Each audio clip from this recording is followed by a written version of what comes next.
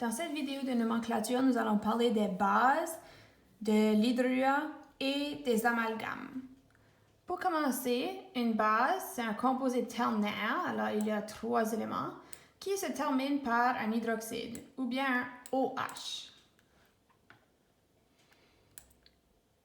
Voici la définition. Alors, tu as un métal avec un OH à la fin. On appelle ça un hydroxyde de le métal qui est utilisé. Alors, si on regarde aux exemples, pour nommer ceci, on va dire l'hydroxyde de barium. Même s'il y en a 2 des hydroxydes, tu vas juste dire hydroxyde.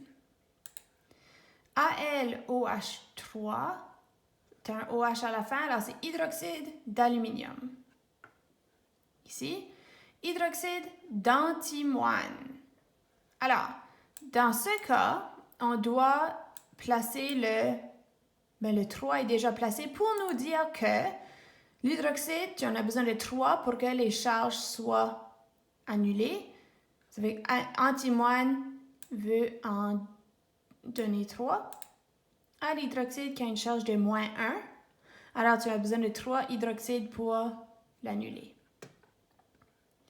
Si on parlerait de hydroxyde d'antimoine, alors antimoine c'est Sb. Ah, là, l'état d'oxydation est 5 maintenant.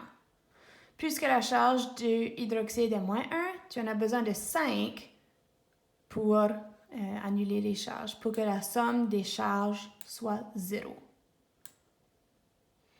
Lorsqu'on parle des hydrures, c'est un composé binaire, donc 2 éléments qui se terminent par l'hydrogène, terminent cette fois ici. Alors, tu as un métal et un oxygène à la fin. Hydrogène à la fin. La façon que tu vas le dire ou l'écrire, c'est un hydrure du métal. Dans ce cas ici, le H prend une charge de -1, qui n'est pas le cas normalement. Alors, si on a LiH, on a un métal et un H à la fin, donc on le dit hydrure de lithium, hydrure de sodium, hydrure de calcium. Et ici, hydrure de fer 2. C'est important de placer le 2 lorsque tu as plus qu'une option d'état d'oxydation. Ici, le fer, tu as 2 hydrogènes. Alors, habituellement, il en prend un chaque. Donc, le fer, on a besoin d'en produire 2 pour être capable de balancer tout. Si on écrit hydrure de strontium, strontium en donne 2. Alors, j'ai besoin de 2 pour mon hydrogène. Hydrure de chrome. Alors, chrome, ici, il y a plusieurs options. Mais dans ce cas ici, ça te dit que l'état d'oxydation est 2. Il veut en donner 2 à l'hydrogène, qui peut seulement en avoir 1. Alors, tu as besoin de 2, écrire H2 ici. Hydrure de nickel 3. C'est le même principe.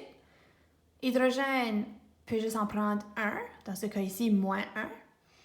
Alors, tu as besoin de 3 hydrogènes pour compléter ce que le nickel va te donner.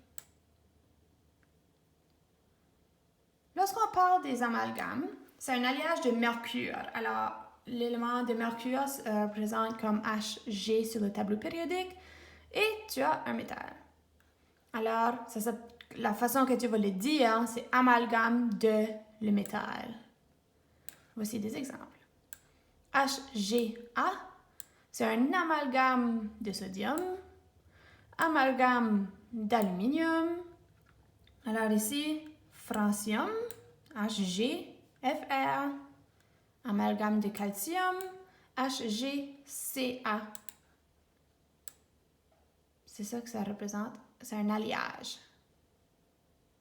Oh, et voici conclu cette vidéo sur la nomenclature.